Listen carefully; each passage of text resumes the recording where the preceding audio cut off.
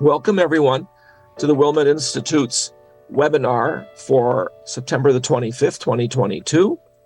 And today we're very pleased to have Hooshmand Badee, Dr. Hooshmand Badee, speaking about the economic significance of the Law of Huqúqu'lláh, the right of God. We will explain what that means to anyone who's not sure in a minute. But first, I want to mention a couple of things about the Wilmette Institute, and today is our inauguration of our podcasts, our official inauguration. Some have been available on SoundCloud for quite some time, but now we have 164 of them ready to go. They're available on Amazon Music, on Audible, Alexa, the iTunes Store, Apple Podcasts, and SoundCloud.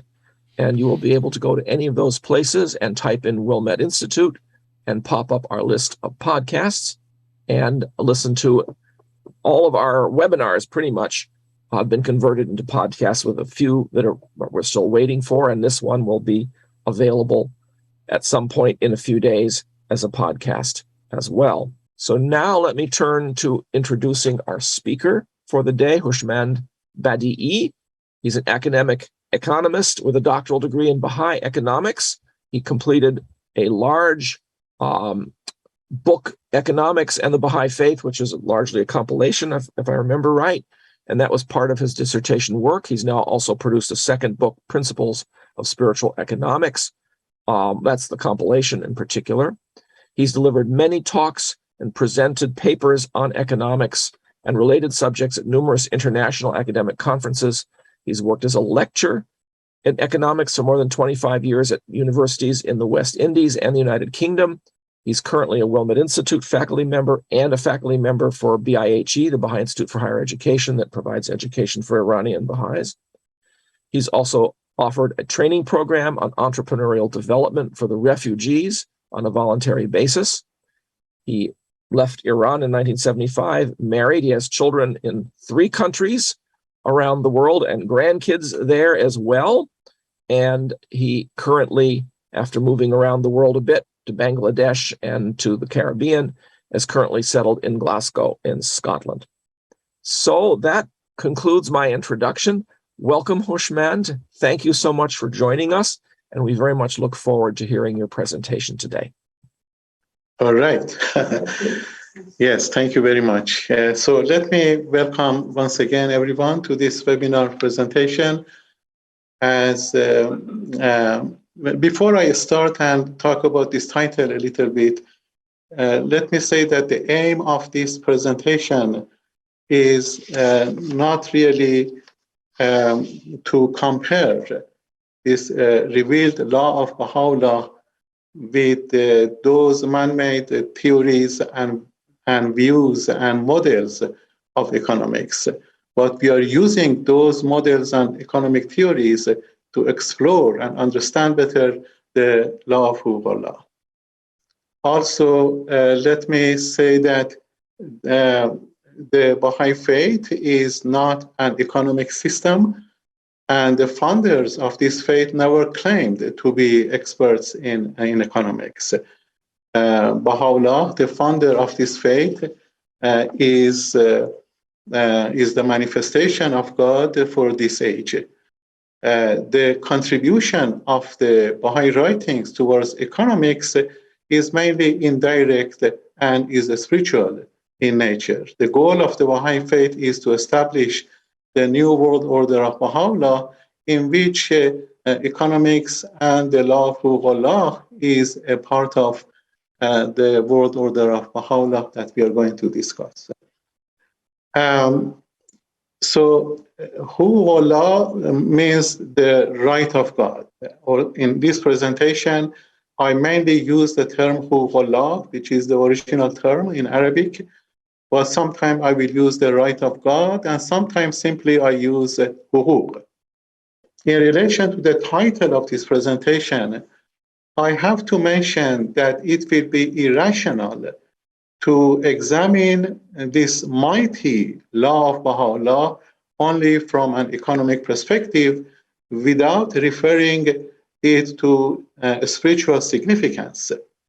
Therefore, throughout this presentation, we are adding spirit to various forms of economic views and models.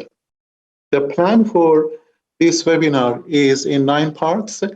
I will start with an introduction or background, and then number 2, 3, 4 here, which is Huqúqu'lláh and sustainable production, Huqúqu'lláh and distributive justice, Huqúqu'lláh and modern consumption. In this regard, the 3 important principles of economics that are dominant today are mainly production, distribution, and consumption. In our discussion today, we will briefly discuss the impact of the law of Huqúqu'lláh on each one. And in order to have the spirit of the Bahá'í Writings for these terms, we will use phrases such as sustainable production, distributive justice, and moderate consumption. Huqúqu'lláh, friends, is a revolutionary spiritual principle mentioned in the Baha'i scriptures for the redistribution of income and wealth. The law ensures the economic well-being of the entire society. In one of the writings, Baha'u'lláh states that the payment of Huqúqu'lláh should be with utmost joy and bring blessings.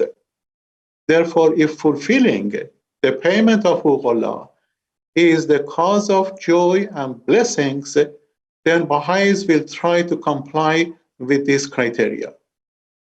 For example, no one accumulates wealth without paying what one owes to society, and this leads to a fair redistribution of income and wealth. Also, producers will produce those products that are healthy for humans, preserving the environment, and the ecosystem, and also respecting the future generations. This leads to effective use of precious resources of our planet Earth. And also, consumers aim to have a balanced lifestyle. So, for those friends who are here and not familiar with the Baha'i faith, and especially this law of Huqúqu'lláh, the law of Huqúqu'lláh simply says that the surplus earning of an individual, 19% of that belongs to God and should be paid to the head of the Baha'i faith, which is the Universal House of Justice. I will repeat this definition and this concept again during this presentation. But let me, at the beginning, say a few characteristics of Huqúqu'lláh. We know from the Baha'i writings that this is a mighty law and it is unique in religious history. It is an obligation for those Baha'is who are eligible to pay it. It is a private matter. In other words, no one is allowed to ask anybody to pay it. Individuals are free to evaluate the amount on which Huqúqu'lláh is calculated. It purifies one's possessions and attracts spiritual blessings. It is used by the Universal House of Justice, the head of the Baha'i faith, for building the world order of Baha'u'lláh, which is designed for the upliftment of humanity. Therefore, at this time, Huqúqu'lláh is used for building the foundations of the world order of Baha'u'lláh. Within this short period of the history of the Baha'i faith, the law is working well within the Baha'i community. And in one of the statements, the Universal House of Justice states that these are still early days in the worldwide development of the institution of Huqúqu'lláh, which will expand and flourish in the centuries to come and will provide material resources essential for the advancement of the human race. So with that introduction, let me also say a little bit about the background of this law. And these are useful, especially for friends who are not familiar with the Baha'i faith and Baha'i writings. Here are a few facts about the law. Huqúqu'lláh is an Arabic word composed of two words. Huqúq, meaning right. In fact, here is written rights, so it is right, it is singular. Huqúq meaning right, and Allah meaning God. Therefore, Huqúqu'lláh means the right of God. Huqúqu'lláh, although a spiritual law, is subject to specific obligations and regulations. The law states that 19% of surplus earning of a Baha'i, and after all expenses have been paid, belongs to God and should be paid to the head of the Baha'i faith, the Universal House of Justice. The importance of this law is stated in the Book of the Laws, the Kitab Aqdas, verse 97, as follows. Baha'u'llah said, by this means, and that means the right of God, he had desired to purify what he possesses and to enable you to draw nigh unto such stations as none can comprehend, save those whom God had built. And Baha'u'llah proclaimed the application of this law in 1873, and the Universal House of Justice announced its worldwide application in 1992. A few words about the institution of Huqúqu'lláh. The operation of the institution of Huqúqu'lláh is under the Board of Trustees, and the head office is in Haifa, Israel. Huqúqu'lláh is operated as an institution because it requires calculation, administration, the process of payments, and requirements for additional clarification. There are representatives of Huqúqu'lláh in each country to administer the affairs of this law. The main purpose of the institution of Huqúqu'lláh is the education of believers to understand the spiritual significance of this law. I had the privilege to serve as a representative of Huqúqu'lláh 6 years in the Caribbean and 3 years here in Scotland. And one of the guidelines we used to receive regularly was about the education of Baha'i friends knowing this law rather than about calculation. So it is the spiritual significance of this law that is really more important than calculation from the writings. We consider two sets of requirements for this subject for a smooth process of becoming eligible for the payment of Huqúqu'lláh. One is direct and one is indirect. There are many direct statements in the Bahá'í Writings as requirements for this law. Here is one of the writings of Baha'u'llah. He said, O Zayn, beseech you God that he may enable everyone to discharge the obligation of huquq inasmuch as the progress and promotion of the cause of God depend on material means. If his faithful servants could realize how meritorious are benevolent deeds in these days, they would all arise to do that which is meet and sinful. Baha'u'llah in this passage refers to the material means for the progress and promotion of the cause of God. In fact, all the laws and teachings of the faith are means for the achievement of the main goal of the Baha'i faith, which is oneness of humanity, which is to establish the new world order of Baha'u'llah. The second set of teachings help the Baha'i reach a financial level in terms of surplus earnings to be eligible to observe the law. Some of these teachings are here.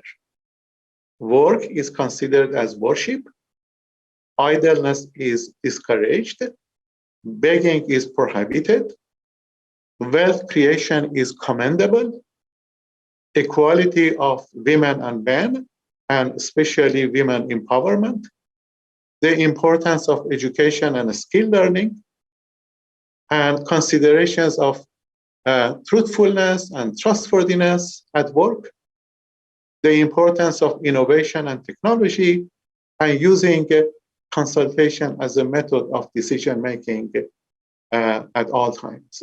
And these are some of the teachings that help a Baha'i to reach to that level of financial requirement to be able to pay huquq. Now, friends, we are going to the second part of our discussion, which is about Huqúqu'lláh and sustainable production. I will discuss this under three categories. What is Huqúqu'lláh and sustainable development? And then I will look at two theories or models. One is Huqúqu'lláh and input-output model, and one is Huqúqu'lláh and the idea of multiplier effect. I will discuss this very briefly.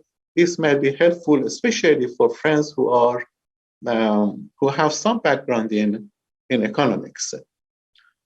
But friends, please note that the main purpose of this presentation is to add spirit to the form, to add spirituality to economic thinking. And once again, I emphasize, and I said earlier, that we are not comparing the revealed law of Huqúqu'lláh with those man-made economic theories and models and thinkings, but we are using them to explore this law. About sustainable development, the World Environment Commission defines sustainable development as development that meets the needs of the present generation without compromising the ability of future generations to meet their own needs. Throughout this presentation, the phrase sustainable or sustainability or sustainable development is used, keeping in mind three objectives: the well-being of this generation, the well-being of the future generation, and preserving the ecosystem. Now, a one-dimensional solution adopted with mainly monetary instruments or money instruments is not an effective way of solving economic problems. The law of Huqúqu'lláh can be considered as a multi-dimensional approach to sustainability. Abdul Baha here states that the trouble with our economics is that its system and application have been purely material instead of material and spiritual. For creating a balanced economy, Abdul Baha also said that an adjustment of means of livelihood in human society is needed, which requires a change in lifestyle for all participants of the market. Huqúqu'lláh can be instrumental to create such a balance. The concept of Huqúqu'lláh is that a percentage of the surplus income belongs to God. This means principles such as trustworthiness, truthfulness, and honesty should be considered and practiced by employees and employers who are Baha'is when producing goods and services. These virtues are important for the spiritual development of individuals, resulting in producing products that benefit individuals and the whole society, or its social benefits are more than individual benefits. About meaningful work, Baha'u'lláh in the Hidden Words says, "O my servants, you are the trees of my garden. You must give forth goodly and wondrous fruits, that you yourselves and others may profit therefrom. Thus, it is incumbent on everyone to engage in crafts and professions, for therein lies the secret of wealth, O men of understanding. For results depend upon means, and the grace of God shall be all sufficient unto you. Trees that yield no fruit have been and will ever be for the fire. In this passage from the Hidden Words, Baha'u'lláh refers to a significant point relevant to our discussion. It tells us that a Baha'i should be a productive member of society and produce wondrous fruits. Also, the examples of the type of work stated in this passage are those that in them lies the secret of wealth. In other words, these occupations that are mentioned in this passage are in high demand, and as a result, with higher earnings.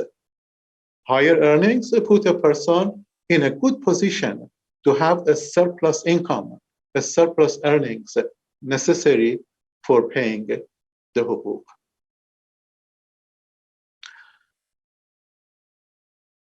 Let me go to the second part, which is a model, and that is called input-output model.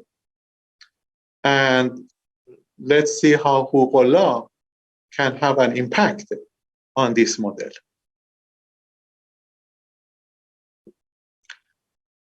In this economic model, the main resources are inputs. And usually in economics, the main inputs are land, labor, and capital. And output are goods and services produced through adopting a process. The process can be a simple method of producing a product, such as making a tea or coffee at home, to more sophisticated heavy manufacturing, such as a car manufacturer. The crucial point in this model is the cost effectiveness of transferring input into output.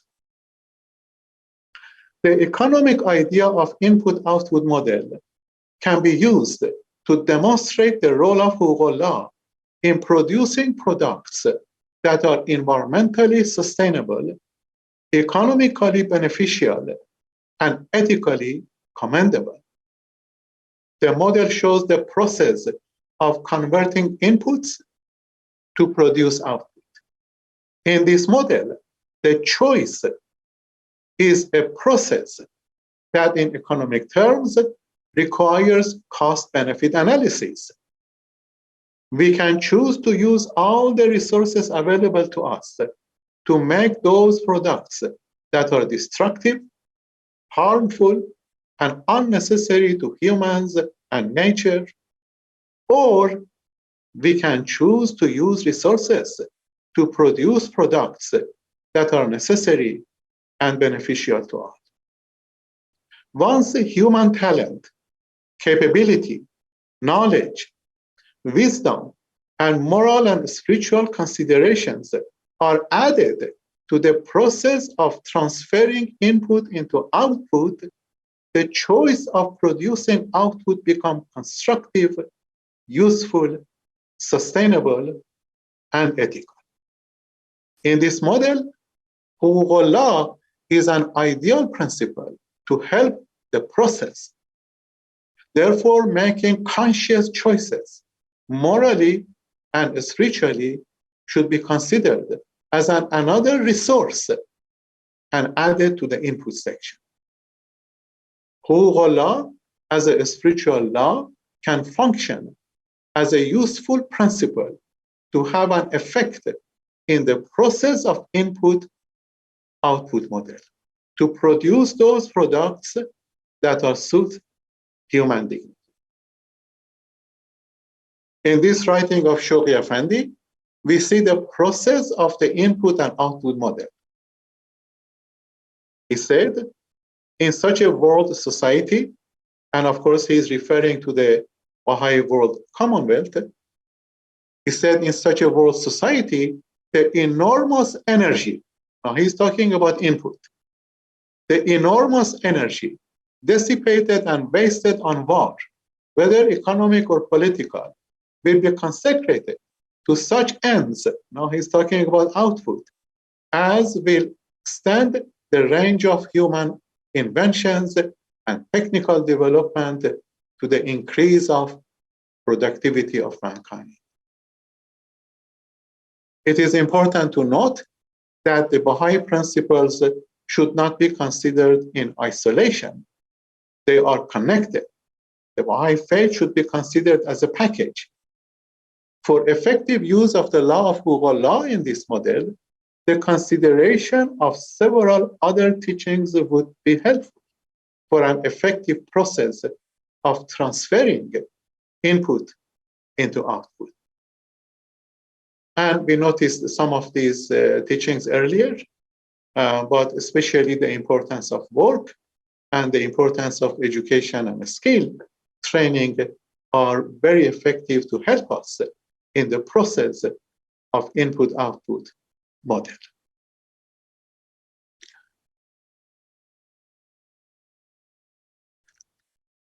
Friends, when we are discussing Huqúqu'lláh, the multiplier effect is one of my favorite subjects.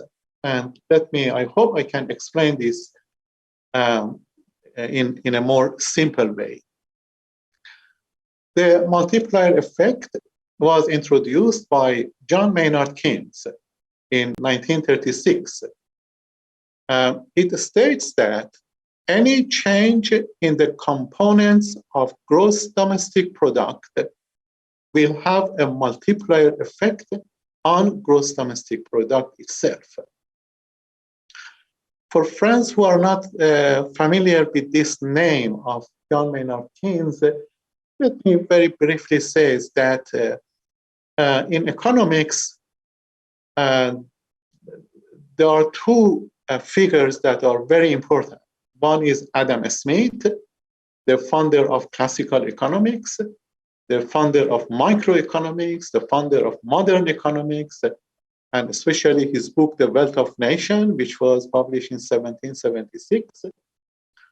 And then John Maynard Keynes, who in 1936, without rejecting Adam Smith, said that now is the time for another aspect of economics, and then he talked about macroeconomics. I don't want to go into detail, but friends who are here and know a little bit of history of economic thought, they are familiar with these two British economists. In fact, Adam Smith is from Scotland, teaching at Glasgow University, which is about a few minutes from where I live. So Adam Smith and John Maynard Keynes are important figures in economics. So this multiplier effect was one of the ideas of John Maynard Keynes.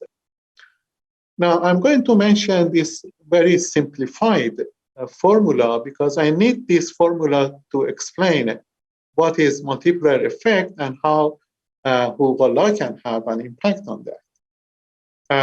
The simple formula is that the gross domestic product, let me also say that gross domestic product is the money value of all goods and services that are produced in a country within a period of time. In other words, gross domestic product is all economic activities that has a money value in a country. So gross domestic product is equal to consumption plus investment and plus government spending. Of course, this is simplified. There are two other elements to this, which is export and import. I don't want to go into too detail about this subject. Now, let me say one example. Mathematically, if we increase investment on the right-hand side by, for example, 2%, gross domestic product on the left-hand side of this equation should also increase by 2% to make both sides equal, because this is an equation. The multiplier effect, however, says that if investment increases by 2%, gross domestic product will increase by much more than 2%, by a multiple of 2%, say by 4%, 6%, or even more. A few years ago, the finance minister of the UK asked the parliament to allocate £20 million to the budget of education. And when the parliament asked him the reason, the minister said because the £20 million has a multiplier effect. And in a few years' time, our GDP or gross domestic product will increase by a multiple of it. Now, the social function of 19% payment of Huqúqu'lláh has a multiplier effect. For example, the investment in education leads to increasing human potential and the promotion of human prosperity, and as a result, increases the wealth of a society. And if we look that currently many tutorial schools are operated by Baha'i institutions around the world, therefore, there would be greater possibilities for community development, for social welfare, and for the improvement and maintenance of infrastructure, which in turn will affect the whole society. Therefore, activities such as education and health have a positive effect on the entire society and causing a multiplier effect on the standard of living of all people. In 1875, Abdul Baha, son of Baha'u'lláh, in The Secret of Divine Civilization, one of his books, referred to activities that will multiply the wealth of a nation. We know that The Secret of Divine Civilization addressed to Iranian for the progress of social and political and economic development. In that book, he said, the truths of such physical sciences as are beneficial to man and to widen the scope of industry and increase the products of commerce and multiply the nation's avenues of wealth. That's in 1875. Some of the principles that have a multiplier effect: women empowerment, the importance of education and training, investment in early childhood development, and innovation and technology. They all have multiplier effect and cause the total activity of an economy to increase by a multiplier, by a multiple effect. And the gross domestic product will increase by much more than what has invested in a particular economic activity.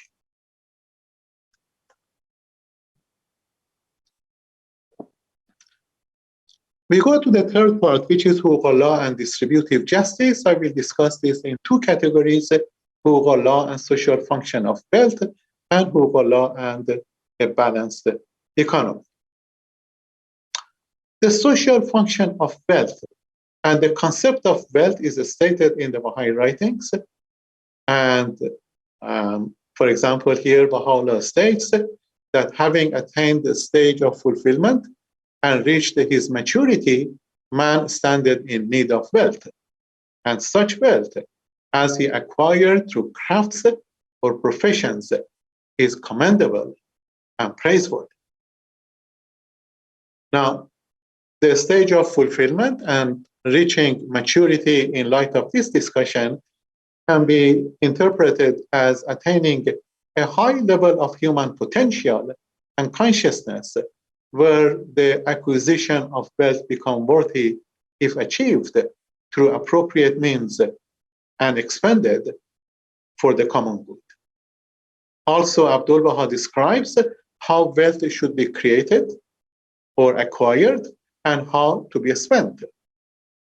Here he said, wealth is praiseworthy in the highest degree, if it is acquired by an individual's own efforts and the grace of God in commerce, agriculture, art, and industry, and if it be expended for the philanthropic purposes.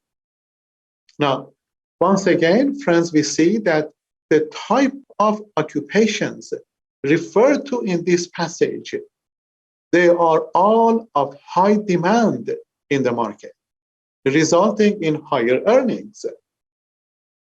The only concern I have is that the value of and importance of agriculture is not recognized by the present economic systems. And as a result, in most places, farmers are among the poor part of an economy. So the rationale of distributive function of Huqúqu'lláh is that wealth is not accumulated in the hands of the few, but redistributed in for the benefit of all. The result will be eliminating poverty in the long run and reduce inequality and the gap between rich and the poor. The Baha'i view is that we are all equal in the sight of God, but we are different in social and economic condition. Each individual has a different capability, different knowledge, talent, and eagerness to work. However, equal opportunity should be provided for all to discover their talent to work and serve a community. About Huqúqu'lláh and the balanced economy, one of the principles of classical economics is that the market reaches to a balance automatically in the long run. However, economic principles such as poverty and increasing the gap between the rich and the poor, wealth accumulation, unemployment, inflation, unsustainable economic growth, power distortions such as monopoly, and all kinds of negative externalities show that the free market economy does not reach to a balance and cannot maintain sustainability.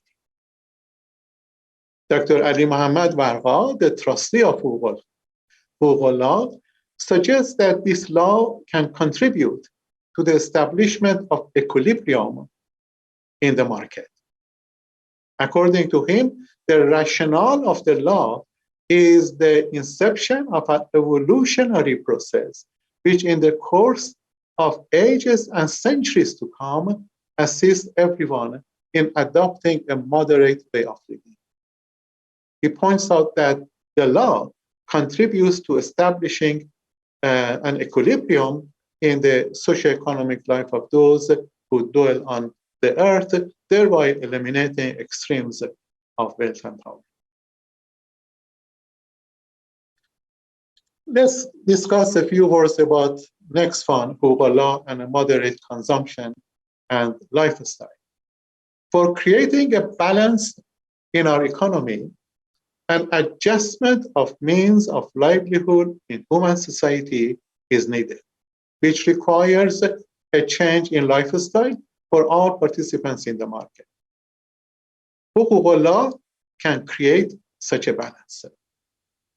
By practicing the spiritual principle of moderation, expenditure comes under control, and individuals and families avoid purchasing products that are unnecessary or unhealthy and damaging the ecosystem.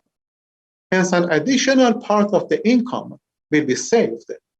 This way, the surplus part of savings will reach a level that makes an individual eligible to pay huquq. A visionary and creative view is that in an ideal world, those goods and services that are damaging the ecosystem do not possess the features of sustainability and are not in line with human dignity will be removed from the market. The list of such unnecessary and damaging commodities are many. Much of the present economic resources will be protected once applying the law of Huqúqu'lláh and under relevant and associated Baha'i teachings that we have.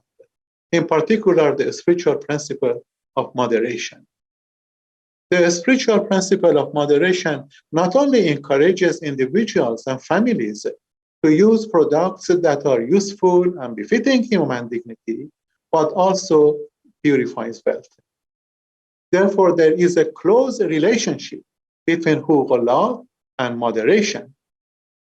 A moderate lifestyle is not only for the rich to have a simpler life, but also for the poor to elevate their lifestyle. The poor are entitled to have a happy and prosperous life. A few words, friends, about the calculation of this law. The law of Huqúqu'lláh, as mentioned earlier, states that after having deducted the yearly expenses, if there is still any surplus left, then huquq will apply to this surplus at the rate of 19%. And no further payment of huquq will fall due on it. Now, but how should the remaining 81% spend? Let me make a simple example. Suppose we have a cake. The law says to give 19% of it to God and enjoy the rest. There are a number of questions we should ask here. For example, is it healthy to eat all 81% of the cake? Can we, for example, share a part of it with others? Can we save some of it for the future? Therefore, several other Baha'i teachings should be used for consuming the remaining 81%, such as the principle of moderation, contentment, independent investigation of truth, consultation, common interest rather than self-interest, the harmony of science and religion, and many more.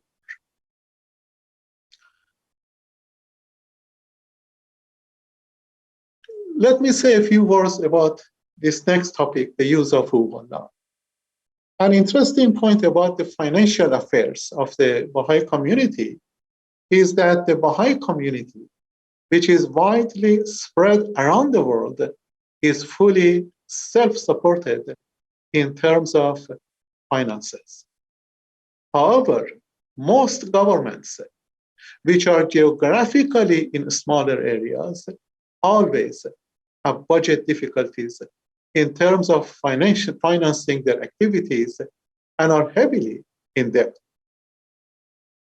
And no doubt Huqúqu'lláh has an important role to play in this regard. Following are some of the use of Huqúqu'lláh, which I gathered from the institution of Huqúqu'lláh newsletter. Huqúqu'lláh is for care and maintenance and restoration of Baha'i holy places, building of the Baha'i World Administrative Center, support of the work of many Baha'i institutions and agencies, erection and restoration of Baha'i houses of worship, establishment and support of new institutions, charitable and benevolent undertakings, and Abdul Baha states huquq to be expended for the relief of the poor, the disabled, the needy, and the orphans, and for vital needs of the cause of God. In addition to economic outcomes, the law has many spiritual inspiration for Baha'is. For example, the law assists individuals in learning how to budget and control their income and expenditure. Individuals develop their altruistic nature of caring and sharing. The law allows Baha'is to learn about moral values such as generosity, truthfulness, detachment, sacrifice, and compassion. In practicing this law, individuals would be their own trustees, as they are not individually asked to pay Huqúqu'lláh, and it is their own responsibility to do so. So there are a few other topics that I like to say very briefly. One is the relationship between Huqúqu'lláh and taxation.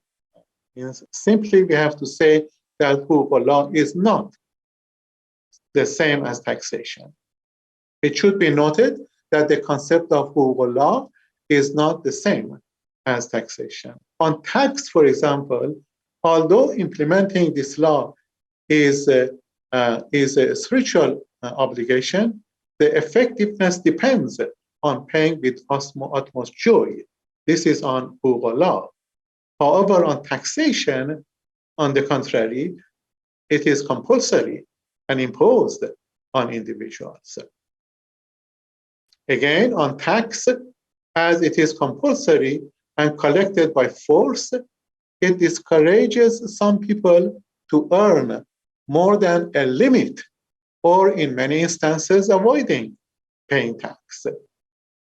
On Huqúqu'lláh, as it is paid by joy and is a spiritual obligation, it inspires people to earn more, to be eligible for the payment. A few words about Huqúqu'lláh and general contribution. The trustee of Huqúqu'lláh, Dr. Bahá'í, has clarified this aspect of the law of Huqúqu'lláh and says that the payment of Huqúqu'lláh is based on calculations of one's income, whereas contributing to the Baha'i funds is left to the free wish and eagerness of believers. Also, the right of God cannot be earmarked for some specific purposes. It is entirely at the disposal of the Universal House of Justice, while other contributions could be earmarked for other purposes according to the wish of the contributor. Also, contributions made to the Baha'i Fund cannot be considered as a part of one's payment to Huqúqu'lláh. In other words, paying Huqúqu'lláh is priority than general contribution. And Huqúqu'lláh is not the same as zakat. Zakat is an obligatory tax required by Muslims. This is one of the basic principles of Islam. And the idea is that wealthy Muslims should put aside 2.5% of their wealth to help the poor and needy.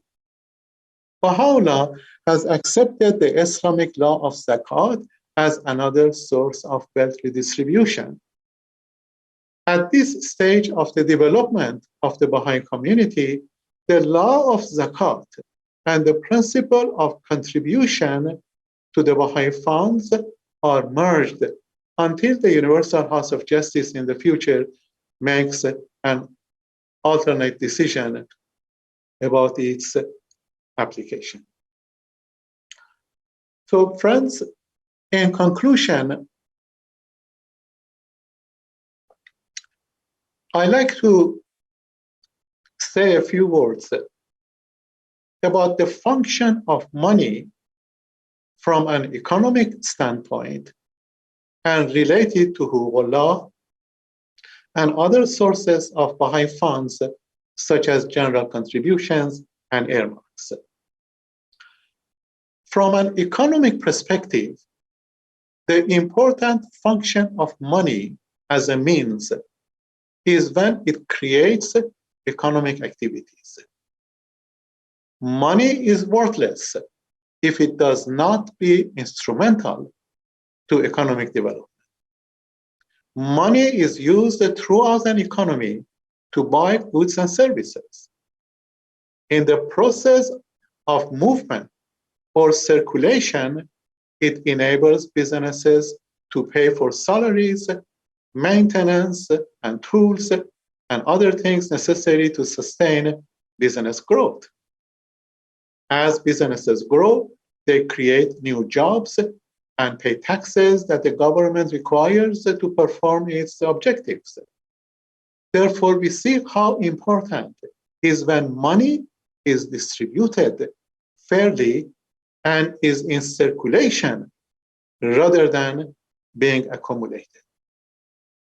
Now, Huqúqu'lláh and other sources of Baha'i funds, such as general contributions and earmarks, can be a part of this process and generate economic activities. Let's look at the way the Baha'i finances are working. For example, general contributions starts from the local Baha'i communities, such as at the 19-day feast, and under the supervision of the local spiritual assembly. The fund is spent on local activities, which the whole community, of course, benefit. Also, a part of the local fund is transferred to the national fund for various activities at the national level. Similarly, a part of the national fund is sent to the international fund to be spent for activities globally. Also, if there is a shortage of fund at the local or national level, the funds are allocated from international fund for the use of activities at the national and local levels.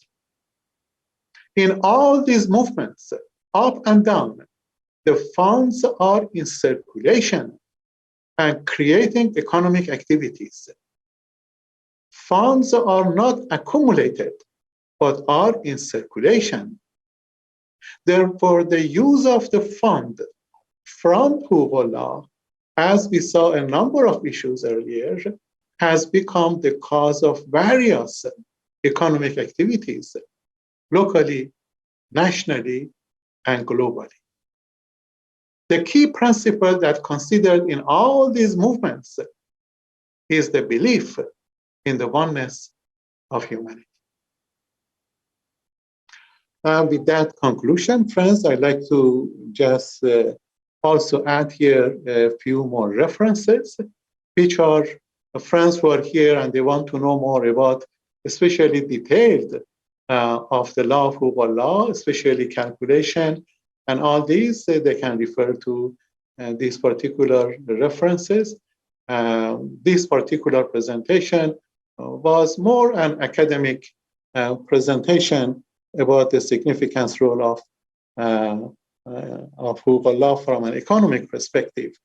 And I tried not to go into details of calculation and other issues related to Huqúqu'lláh. And if friends are interested, they can also contact the representatives of Huqúqu'lláh in your own area. Thank you very much, and I hope that this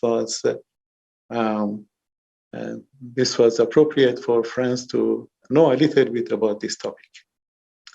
And so I'm going to stop my share.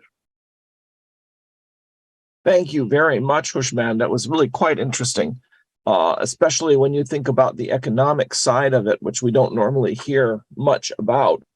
I'm curious about one thing you mentioned. You talked about the multiplier effect of the law of Huqúqu'lláh. And it seems to me that has a lot to do with how the money is being spent. So, for example, if it's being spent to, say, build a Baha'i center somewhere, then it's basically construction money, which I don't know how much of a multiplier effect construction has. On the other hand, if it's being spent to create a new Baha'i school and educate people who are then in the position to earn more money, it then boosts the economy of that area in a larger way in the future. So I guess there would be a larger multiplier effect. It has. Now, were you thinking of any other kinds of multiplier effects than that? I mean, is there, for example, do you think a multiplier effect on the people themselves who are giving the Huqúqu'lláh, or is it more of a multiplier effect on how it's spent? Well, the multiplier effect, actually, there are other parts. Consumption, for example, when Baha'is spend money, is not only buying a product. We should know that that has a multiplier effect. When we buy something, when we buy a bread, it's not only advantage to me, but we have to see that how many more people are engaged in producing that bread. So it creates jobs. It creates investment in the community. The government benefit, the whole society benefit, and the individual benefit, and the businesses benefit. So it's not only I pay $10 to buy a piece of bread. That $10 has a multiplier effect in the society. The same thing for government. When government spends some money, that has a multiplier effect. The example I mentioned, that 20 million pounds adding to the budget of education, imagine in 5 years, 10 years' time, all these kids come to the society. They become productive member of society. So it is not 20 million pounds, it's 100 million pounds, 200 million pounds. So we have to see what is the effect of that money spent that has a multiplier effect. But in relation to Huqúqu'lláh, I have been, especially in Bangladesh, I was involved in some of those tutorial schools, in 1984, 85. And some of those kids are not doctors, they are nurses, they are in the society. So it was not, it is interesting, Rob, that how much we spent for each tutorial school. The budget to establish a tutorial school was $100. $100 to buy the material, and then the local people in village were the laborers. So with $100, we built a school. And a few years ago, I visited Bangladesh. Some of those kids are now nurses and doctors, and they are in the society. So it was not $100. It was much more than that, adding to the wealth of the society. That's interesting. You also made a comment that currently the Baha'i payment of zakat is basically rolled into the national fund, or the giving to the fund. Could you elaborate on that point? Because I've never heard it put that way. Yeah. National fund. Shawki Afandi talks in one of the writings that at this time, zakat is not actually practiced. Zakat is merged with contribution. So until later time, the Universal House of Justice decide the law of zakat. So the law of zakat is not practicing currently. But if we want to understand its concept is merged with contribution. But the law of zakat as 2.5%, that's not practiced. But interestingly, that is the only law, Rob, that Baha'u'llah accepted from Islam and added to the Kitab Aqdas. And as far as we know, it's 2.5% in the Baha'i case as well as the Muslim case then. Yeah, it's the same law, exactly the same law. It's transferred to the Kitab Aqdas. That's very interesting. That really is very. Yeah, but the application of that will be known to us later on, but we have to see what is the decision of the Universal House of Justice on that. Yeah, that's fascinating. I'm trying to think of what other questions to ask. We don't have any other questions at the moment. Okay. That is really, really very intriguing about that. Do we know anything about the worldwide impact of inaugurating the law of Huqúqu'lláh universally back in 1992? It's something that people pay in every country in the world now, Baha'is. There are no places that are exceptions. Yeah, all countries. All countries. This is global, and in every country there are representatives of Huqúqu'lláh, and they are facilitating, they are educating Baha'i friends. And as I mentioned, and I know I was a representative for 9 years, And there was a difference between the East and the West. Yeah. So I was in the East, it is more the spirit of Huqúqu'lláh that is important. In the West, it is the calculation of Huqúqu'lláh which is more important. And I noticed that when I was with friends, that was very interesting. But at this time, the guideline we have as representatives, that it is the spirit of Huqúqu'lláh which is important. We should not be too much concerned with the calculation. So it is the understanding of Huqúqu'lláh, education of Huqúqu'lláh at this time. That's rather comforting, since calculating how much you actually owe gets really quite difficult. What is your surplus? What is your required needs? Yeah. It's really quite a challenge to figure out. Now, one thing, Rob, I didn't want to, I thought it would be too much if I talk about that. About the calculation, some friends, especially if friends are not familiar with this topic, just simply I mentioned that the unit of Huqúqu'lláh is gold. The measurement is in mesqal. Now, 1 mesqal of gold is 3.642 grams of gold. 19 mesqal of gold is 69.198 grams of gold. Now, the price of 24 karat gold today was between 54 to 56 US dollars. So when I calculate per gram, you mean per gram? Yeah, per gram. So 69.196 grams of gold times 54 is equal to $3,707. So that is the surplus. So when our surplus earning after all deductions is $3,707, then 19% of that is payable to as Huqúqu'lláh. Which would be about $700 or so, I suppose. Yes. Something like that. Yeah. That's interesting. Now, before 1992, the law of Huqúqu'lláh was binding on the Eastern believers, is what I heard. Yes. I assume that means believers, basically the Iranian believers, the Middle Eastern believers, but not Pakistan or Bangladesh or anything like that. So it's basically Middle Eastern believers. Yeah. But now it's globally, but it's, I know that a great contribution of Huqúqu'lláh towards Baha'i activities and wider society is huge. So even in this short period of the history of the Baha'i faith, this law of Huqúqu'lláh is working very well within the Baha'i community. We have had several questions.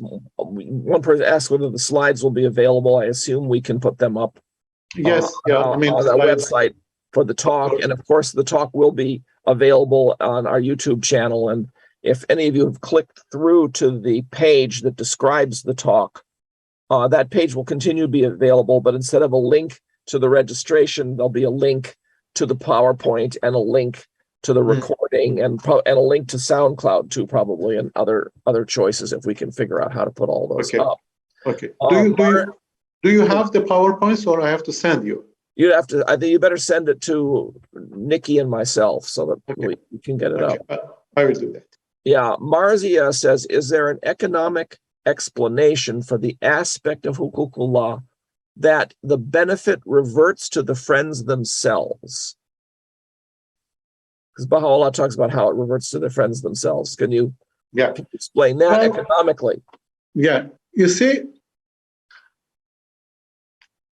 Huqúqu'lláh, the concept of Huqúqu'lláh is that we have to pay with joy, and it brings the blessings.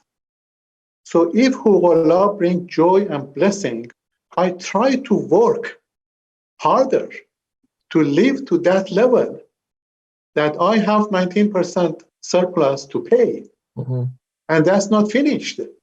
And because it is a blessing, and it is, and the outcome is for the general society, next I try to continue working, and considering that for me, work is considered as worship. So a Baha'i try to work harder to reach to that level. So that comes back to me. And not only I pay 19% to God, but remember 81% of that come back to me. Yeah. So that's a good point. Yeah. Yeah. And with that 81%, again, I use that part of that 81% as an investment, because I am eager to work harder for the next 19% to pay, because that brings a lot of blessings as a joy for me to reach myself to that level to pay Huqúqu'lláh. It is not a tax. A lot of people try to work less to pay less taxes or avoid paying tax. But Huqúqu'lláh is not a tax. Huqúqu'lláh encourage me to work more, to work harder. That's fascinating. That's a good point. That's a very good point. Let me see, we have another question here. Can you speak to the concept of needful and extra from a personal economic point of view? What's our needful expenses versus extra expenses?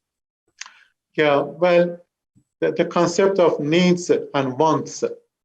So needs is really, when we come to Huqúqu'lláh, the issue is that I have to evaluate my needs and wants. What are my needs? What are my needs for my family, for my requirements? Which country I live? What are the market value of money? These are all up to me. Now, this is the beauty of Huqúqu'lláh. Nobody is here to tell me how to calculate and how to evaluate. It is up to me.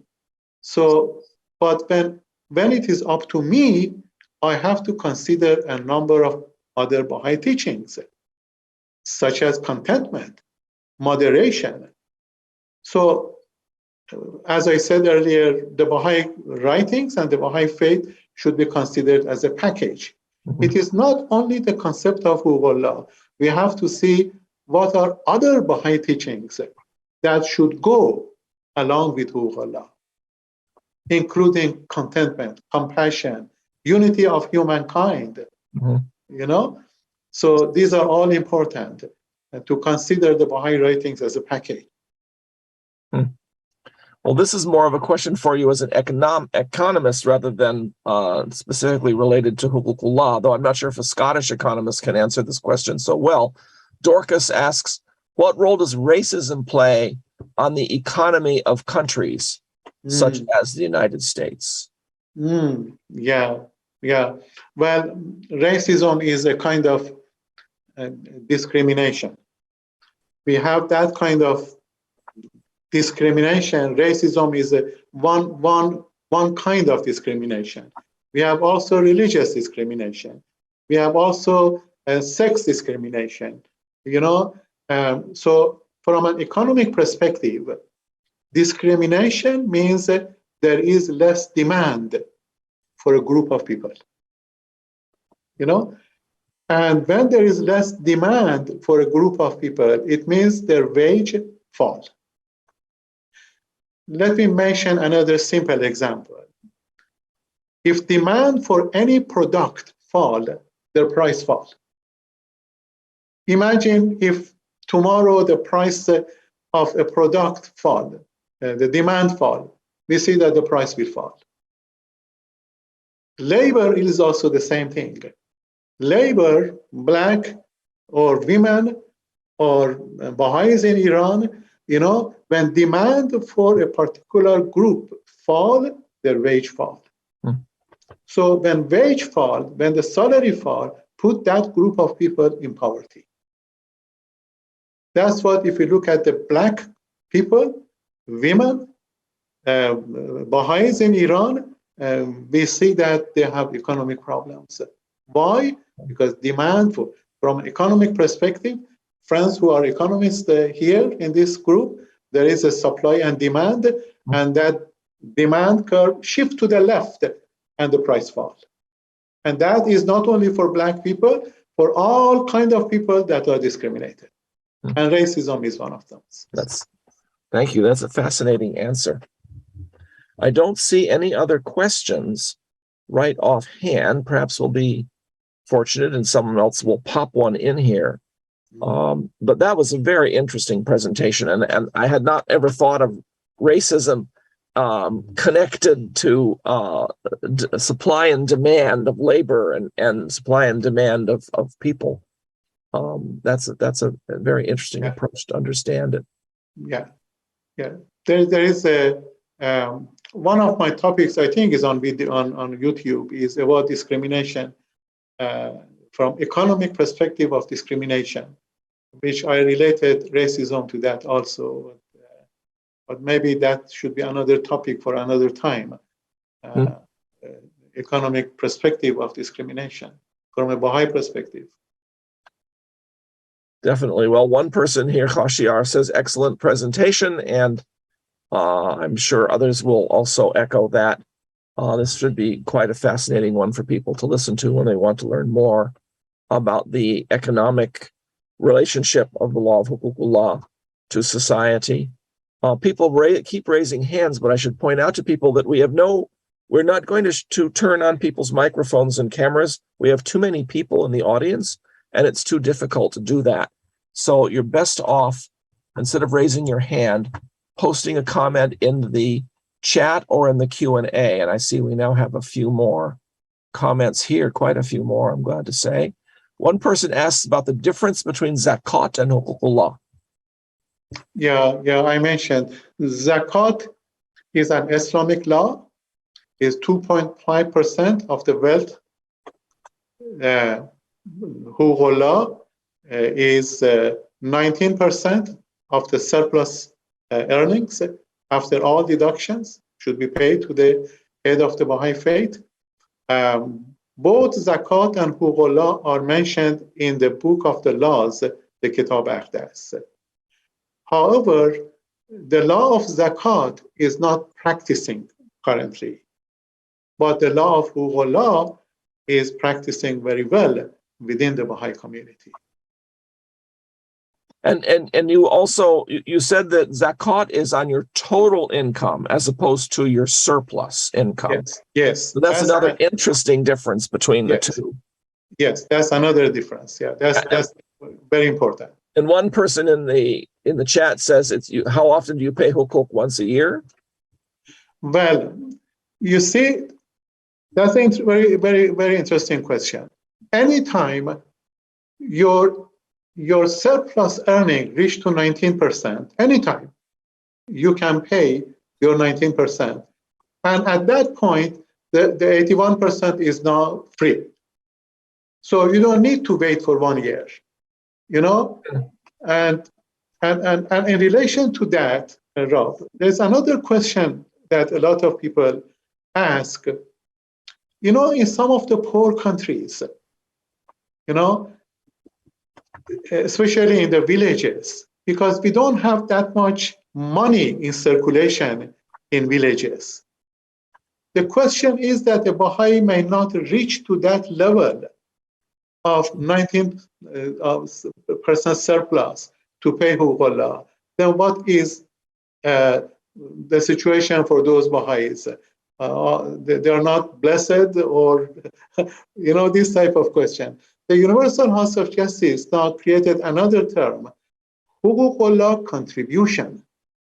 And you can pay any amount in the name of Huqúqu'lláh.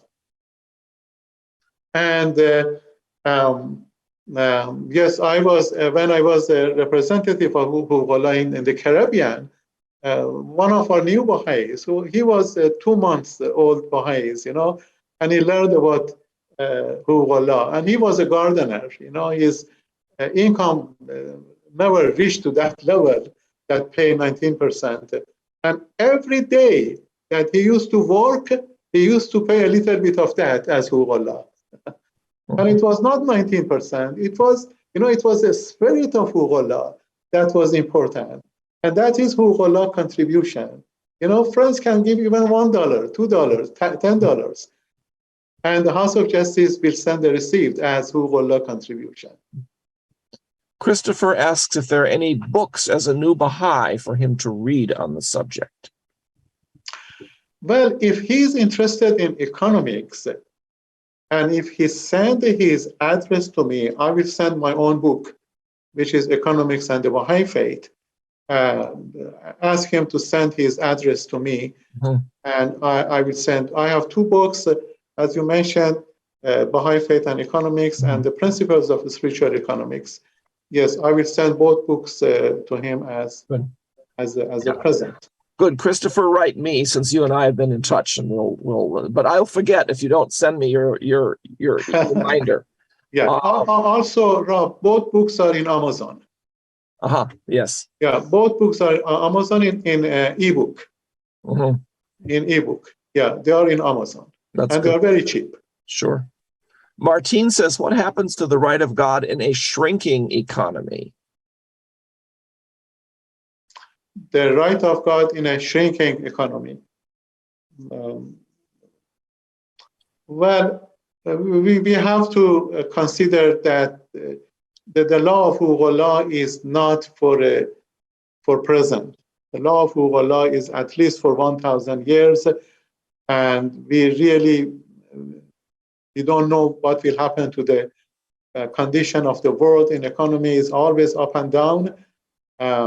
But as far as we know from the Bahá'í Writings, the aim of the Bahá'í writing is, Bahá'í faith is to establish the new world order of Baha'u'llah, and economics is a part of that. And this is important to know that the Bahá'í faith, sometimes the question is there a Bahá'í economic system or not?